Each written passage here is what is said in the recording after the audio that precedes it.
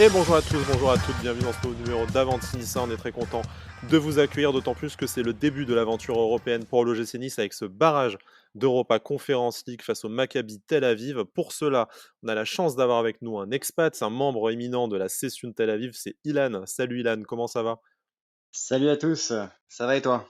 Ça va, merci beaucoup. Pour m'accompagner avec Ilan et un peu poser des questions sur notre adversaire pour mieux connaître le Maccabi Tel Aviv, c'est Jérémy qui est avec nous également. Salut Jérémy, comment ça va?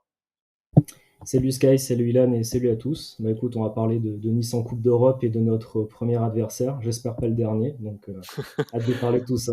Effectivement, je pense que tous autant qu'on est, et vous, chers auditeurs, on a encore un peu le spectre de Limassol dans la tête. Du coup, on espère que cette fois, on se sortira mieux de cette épreuve de barrage. Mais avant de parler de l'adversaire du Maccabi Tel Aviv, parlons un peu de l'OGC Nice et parlons un peu des Niçois qui vivent là-bas, la Session Tel Aviv. Ils sont plusieurs dizaines en Israël à suivre le match. On sait qu'on avait eu notamment un expat aussi du côté de Beersheva quand on les avait joués, parce que ce ne sera pas une première pour l'OGC Nice en Israël. On avait déjà dû voyager là-bas lors de la dernière campagne européenne. Cette fois, c'est du côté de Tel Aviv. Ben, Ilan, du coup, comment ça se passe la vie d'un supporter de l'OGC Nice à Tel Aviv entre, ben, il y a un léger décalage horaire, 1 heure, je crois, là, en été pour nous, et puis C'est bah, ça. suivre les matchs et puis arriver à éventuellement des déplacements ou suivre les matchs en groupe. Raconte-nous un peu tout ça.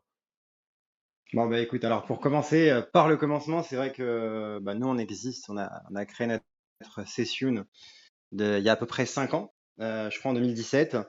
On est en effet 25, 30 à peu près membres actifs, un petit peu, bah, tous plus ou moins anciens abonnés, même cartés pour certains, qui sont un petit peu répartis dans tout le pays. Donc c'est vrai que pour suivre les matchs ensemble, c'est pas tout le temps évident.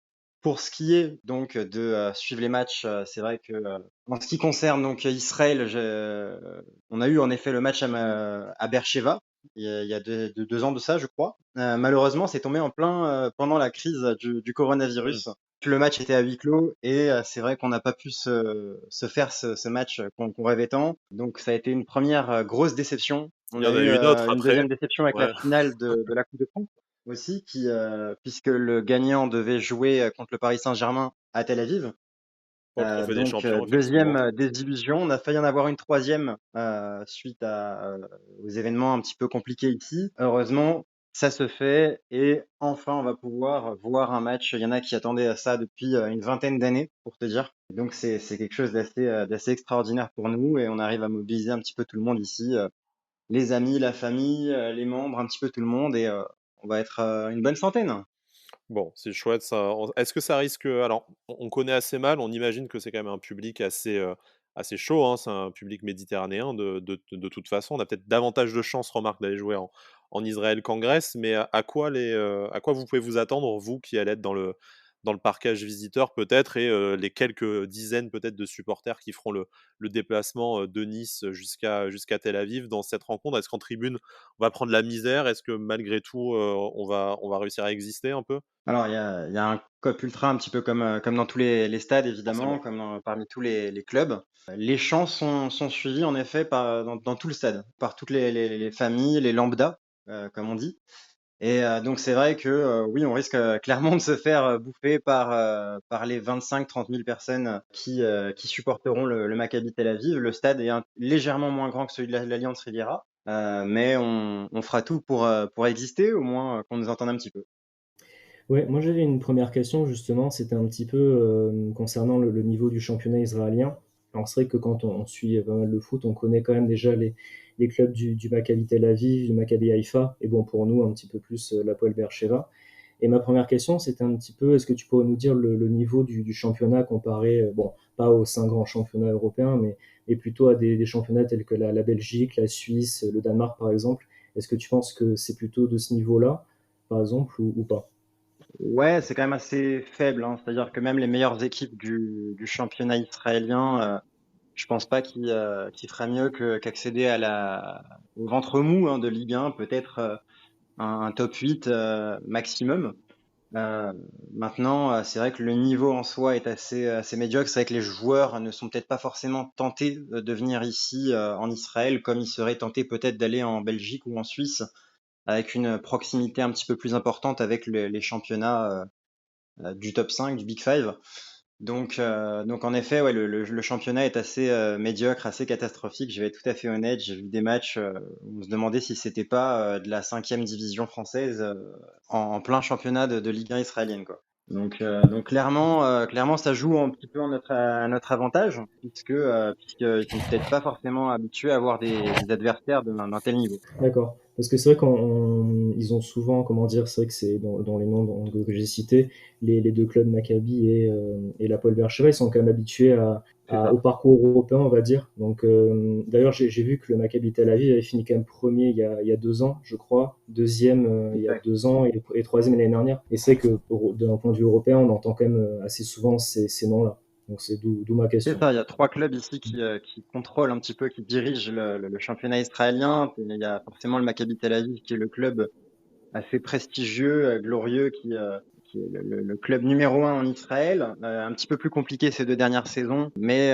je vais y revenir. Ils ont remédié à ça là cet été par un très beau mercato. L'Hapoel Beersheva, qui a connu une belle petite épopée ces dernières années dans les différents coupes européennes. Ils ont même réussi à battre l'Inter de Milan, ce qui était quand même plutôt pas mal. Et donc cette année, depuis 2-3 ans, le Maccabi Haïfa qui est premier du championnat, qui a battu l'Olympiakos en phase de préliminaire de Ligue des Champions, qui a battu Limassol, vieille connaissance de Nice malheureusement, qui se retrouve au barrage de Ligue des Champions. Et donc voilà, c'est vrai qu'il y a quand même un petit peu du niveau sur les 2-3 meilleurs du championnat. Après derrière, c'est très très faible. Tu parlais voilà, de parcours européen ces dernières saisons, du mercato également. Donc la star, je pense sans trop m'avancer, c'est Eran Zahavi, du coup, qui est revenu Exact. au pays, qui est la star de l'équipe nationale de toute façon, qui a marqué hein, dans le tour précédent face à l'Aris Salonique. Est-ce que pour toi, c'est vraiment un joueur qui est au niveau de l'OGC Nice et dont on doit se méfier? C'est forcément le plus dangereux, je pense, encore une fois, sans trop Alors m'avancer.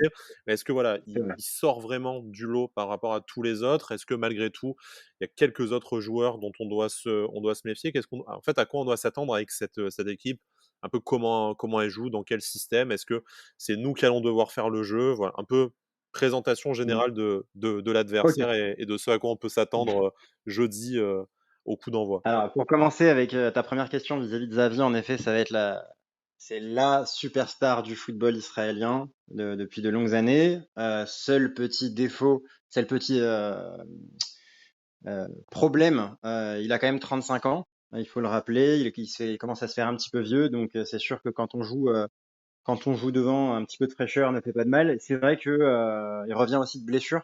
Donc ça aussi c'est ce qui fait que ces 2 derniers matchs justement contre l'Aris Salonique, il est rentré que pour les 2 dernières demi-heures. Et je précise, il a marqué un but à chaque match, à l'aller et au retour. Il a une stat, un nombre de buts qui est assez impressionnant. C'est à la fois notre goléador en Israël, la sélection israélienne, aussi un Juninho qui est sur coup franc, qui peut te mettre des frappes assez incroyables, qui a une super précision. En ce qui concerne maintenant, c'est vrai, la tactique du Maccabi Tel Aviv, généralement, il joue donc soit en 3-5-2, donc avec 3 défenseurs d'expérience, qui ont tous entre 30 et 35 ans, soit donc en fait avec un 4-4-2, puisque justement il y a deux justement milieux défensifs du Maccabi Tel Aviv qui savent aussi jouer en défense centrale, un peu comme aurait pu le faire un Rosario ou un Danilo. Donc là en fait voilà, si tu veux, ils alternent en fonction justement des résultats. En plein match, ils peuvent évoluer, passer d'un 3-5-2 à un 4-4-2 et inversement. Concernant en effet justement le fait donc, de comment justement on va réussir à sortir de cette équipe du Maccabi Tel Aviv, comment on va réussir à s'en sortir. Une mauvaise nouvelle du coup pour le GC Nice, pour nous, c'est que le Maccabi Tel Aviv n'a pas joué ce week-end, ne joue pas ce week-end puisqu'ils reprennent le championnat israélien seulement la semaine prochaine. Donc ils vont arriver avec plus de fraîcheur au match aller. Donc ça va être un petit peu problématique. Maintenant, voilà, donc ils ont joué tous les jeudis, ces 4 derniers jeudis, hein, donc en Conference League. Donc ils sont prêts, ils ont de la fraîcheur, ils ont de belles recrues. Donc Zahavi, ils ont pris Biton qui revient en Maccabi Tel Aviv après 8 ou 9 saisons en tant que capitaine au Celtic Glasgow, donc c'est quand même plutôt pas mal. Et pas mal d'internationaux israéliens ou de petites pépites qui seront bientôt donc justement sûrement sélectionnés en équipe nationale puisqu'ils sont déjà dans les U19 ou U21 de l'équipe d'Israël. donc qui ont aussi une expérience internationale via les sélections avec l'équipe des jeunes ou avec l'équipe des seniors. Maintenant que la saison a un peu commencé aussi pour l'OGC Nice, hein, après ces, 2 matchs nuls face à Toulouse et face à Strasbourg, on commence aussi un peu à voir, malheureusement les points faibles de notre équipe par rapport, voilà, à ce que tu dis, donc quand même un certain potentiel, dans cette équipe du Maccabi et puis, une saison qui a commencé un peu plus tôt aussi également pour eux avec ces tours européens. Est-ce que tu vois une menace en particulier? On sait que l'une des grosses problématiques à l'OGC Nice, c'est quand même les postes de latéraux. Est-ce que, le Maccabi a une capacité particulière à jouer sur les côtés et à pousser sur ce C'est sur c'est sur ce assez faible sur les ailes. C'est assez faible sur les ailes, le Maccabi Tel Aviv, généralement. De mettre cinq milieux, ça passe souvent justement par le milieu de terrain, on balance devant. Donc en fait, ils alternent les jeux longs, jeux courts. mmh, Ils peuvent à tout moment dégainer sur l'attaquant de pointe, que ce soit Jovanovic, qui est un international serbe de 23 ans, ou Perica qui a 27 ans, qui est croate, qui a régalé en Serie A, en D1 hollandaise et belge notamment, qui est assez grand aussi, 1m92, donc qui sait s'imposer. C'est assez puissant, c'est assez costaud. Ils peuvent balancer devant, ils peuvent aussi jouer par le centre avec un milieu axial plutôt propre. Ils ont Kanikowski qui est un international israélien de 24 ans. C'est 1m65 à peu près, qui est assez vraiment tout petit, qui arrive à se faufiler. Il arrive justement à concéder un maximum de fautes et justement derrière on sait les joueurs du Maccabi Tel Aviv en dehors de celui-ci sont très très grands de taille donc généralement et c'est vrai que sur les coups de pied arrêtés ça peut être dangereux donc voilà il faut savoir à la fois se méfier des ballons qui vont être balancés devant et à la fois en même temps justement de ce jeu court en passant par le centre donc il va falloir être vigilant un petit peu de partout en effet en théorie après il faut quand même relativiser ça reste un niveau qui est relativement plus faible, bien plus faible même que le championnat français, que le GC Nice. Et je pense pas qu'il y ait des joueurs qui valent plus de 2 millions d'euros, par exemple au Maccabi Tel Aviv, quoi. Donc ça reste quand même relativement faible. Ilan, tu as cité pas mal de noms de joueurs. Donc c'était une de mes Ouais. questions s'il y avait d'autres joueurs à part Zahavi et qu'il fallait surveiller. Donc tu as déjà répondu. Et moi, il y avait une question sur le joueur Dan Glazer, qui est un milieu défensif, si j'ai Oui, bien vu, qui a exact. donc été exclu au match retour là, contre l'Aris Salonique. Est-ce que tu pourrais un petit peu nous parler de ce joueur-là? Est-ce que tu penses qu'il y aura vraiment un gros impact du fait de son absence? Ou est-ce que tu penses qu'il y aura un autre joueur qui va être capable d'être dans son registre et de vraiment le remplacer comme il faut contre nous? Alors ça va être très difficile de remplacer Glazer, international israélien qui est le métronome justement au milieu de terrain, que je comparerais vraiment voilà à Zario, à un mec comme Thuram qui est indispensable pour le Maccabi Tel Aviv. Pour moi, ça va être une énorme perte pour le Maccabi Tel Aviv. Ça va être très très dur de faire sans. Ils ont justement, j'en parlais, Bitton, qui était capitaine des Celtics, justement, un milieu défensif.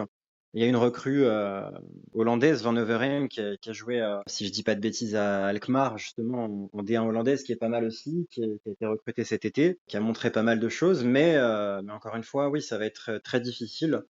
Et surtout que le Maccabi Tel Aviv compte énormément sur une performance à Bloomfield, parce que c'est vrai que c'est beaucoup plus difficile à l'extérieur pour eux. Ils cèdent énormément à la pression comme on l'a vu à Salonique, où ils ont été archi dominés du début à la fin du match. Donc à partir du moment où tu as une perte comme ça au match aller au Bloomfield Stadium de Tel Aviv, ça risque d'être compliqué pour eux. Si on arrive à accrocher le nul ou une petite victoire à Tel Aviv, pour moi la victoire est assurée après au match retour.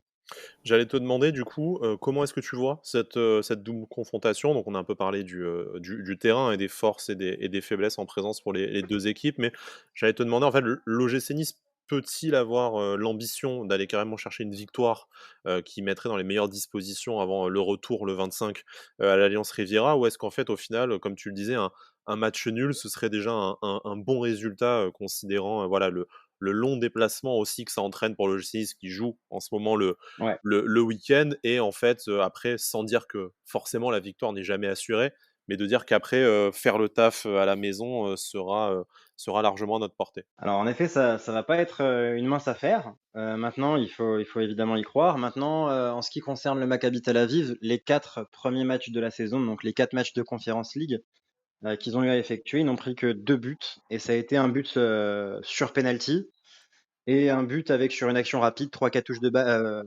3-4 passes, une seule touche de balle à la seulement. Il faudra donc apporter du rythme, coup de percussion pour fatiguer cette défense qui est vraiment tous entre 30 et 35 ans, donc je le répète, qui est assez âgée. Si on arrive à mettre du rythme, donc à faire tout ce qu'on n'a pas fait ces derniers temps.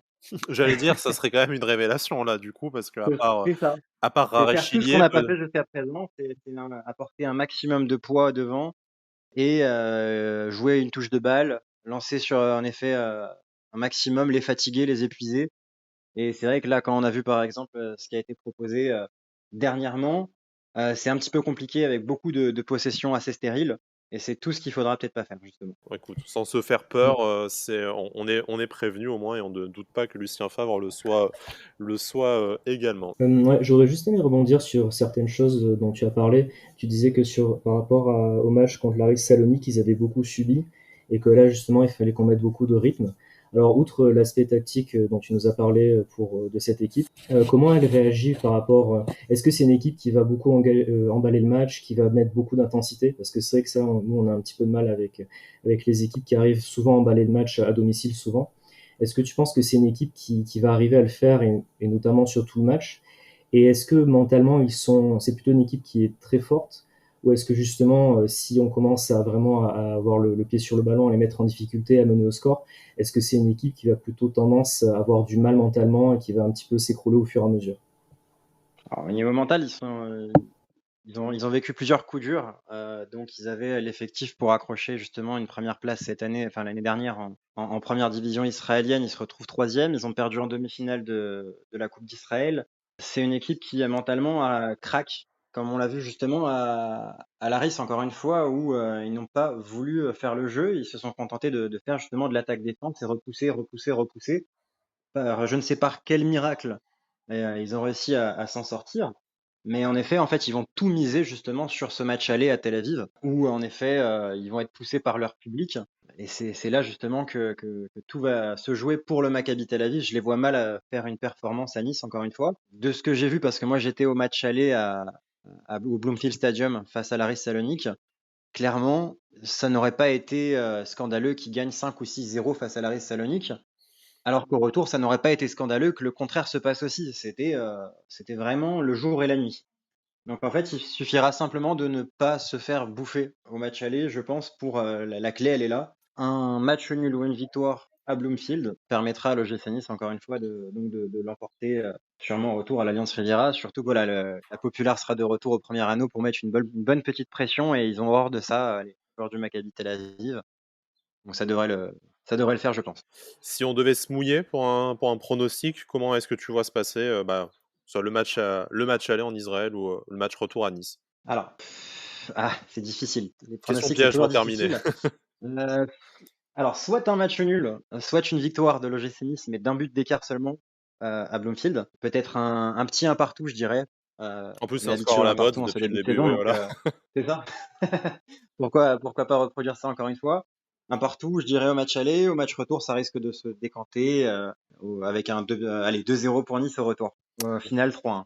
Eh ben, on signe. L'important, c'est quand même la qualification et puis qu'on puisse après se projeter sur la fin du mercato aussi déjà, hein, puisque je pense qu'une qualification européenne, ça pèsera forcément dans certaines négociations et puis qu'on sache un peu où est-ce qu'on va pouvoir se déplacer dans les prochaines semaines et les prochains mois avec la Coupe d'Europe et aller visiter un peu aussi les expats de toute l'Europe et des pays voisins. Ilan, merci beaucoup de ta participation, merci beaucoup de ta pertinence. On avait voilà, à cœur d'avoir un connaisseur à la fois de l'OGC Nice, forcément, et également du championnat israélien, et quelqu'un qui a été présent en plus dans les dernières rencontres du Maccabi. Donc merci beaucoup pour ta disponibilité. Écoute, tu reviens quand tu veux dans l'émission, hein, de toute façon. On n'attend pas forcément d'aller jouer en Israël pour que tu viennes si tu veux. Voilà, c'était un Avec plaisir. plaisir. Jérémy, merci à toi également d'avoir été là, d'avoir participé avec tes questions. On vous retrouve très bientôt puisque voilà, les matchs s'enchaînent dans ce mois d'août entre le championnat et la Coupe d'Europe. Vous nous retrouvez sur YouTube, sur Apple Podcast, sur Spotify, sur Deezer, bref, sur toutes les plateformes. N'hésitez pas à vous abonner ou à noter nos émissions si vous appréciez de préférence. Et puis on vous dit à très vite et Issa Nissa. Issa Nissa.